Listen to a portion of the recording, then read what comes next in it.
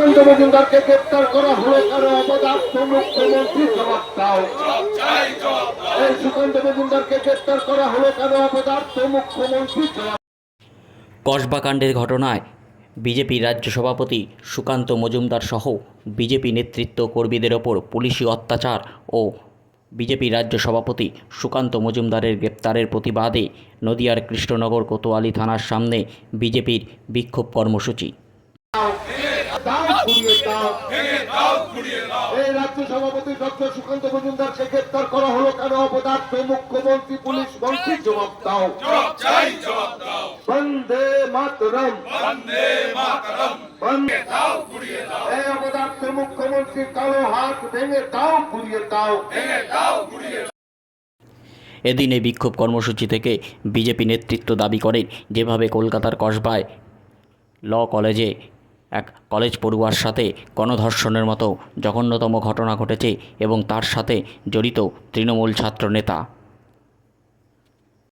তাদের দৃষ্টান্তমূলক শাস্তি অবিলম্বে দিতে হবে। পাশাপাশি এদিন এরই প্রতিবাদ করায় যেভাবে বিজেপির রাজ্য সভাপতি সুকান্ত মজুমদারকে গ্রেপ্তার করা হয়েছে, তারই প্রতিবাদে তাদের এই কর্মসূচি। আজকে কি কর্মসূচি রয়েছে?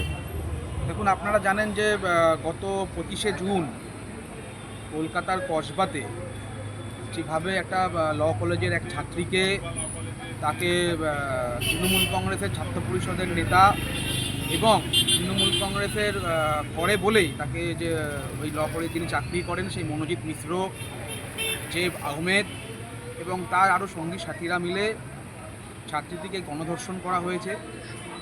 এবং সেই গণধর্ষণ করার পর আজকে আমাদের ভারতীয় জনতা পার্টির রাজ্য সভাপতি তথা কেন্দ্রীয় মন্ত্রী সুকান্ত মজুমদার সহ ভারতীয় জনতা পার্টির একাধিক কার্যকর্তা কর্মীরা তারা যখন প্রতিবাদ জানাতে যায় এবং সেই প্রতিবাদ থেকেই আজকে সুকান্ত মজুমদারকে গ্রেপ্তার করা হয়েছে। তারই প্রতিবাদে আজকে কৃষ্ণনগর কোতোয়ালি থানার সামনে আমাদের থানা ঘেরাও কর্মসূচি করা হয়েছে। এবং আর কি কি রয়েছে এই কর্মসূচির মধ্যে? এই কর্মসূচির মাধ্যমে আমরা আজকে প্রশাসনকে স্পষ্ট বার্তা দিতে চাই যে দিনের পর দিন সারা বাংলা জুড়ে যেভাবে মেয়েদের সম্মান নষ্ট করা হচ্ছে এবং সেই কর্মকাণ্ডে লিপ্ত হয়েছে তৃণমূল কংগ্রেসের যারা নেতারা, ছাত্রনেতা, যুবনেতা, কোনো বুথ সভাপতি, যারা জড়িয়ে পড়ছে। তো আজকে এর থেকে মানুষ পরিত্রাণ চাইছে। আগামী দিনে তৃণমূল কংগ্রেসকে উপযুক্ত জবাব দেওয়া হবে এবং সারা পশ্চিমবাংলার মানুষ তারা জানে যে কোন সময়ে কোন অস্ত্র প্রয়োগ করে তৃণমূল কংগ্রেসকে যথাযোগ্য জবাব দেবে। তোমার নাম?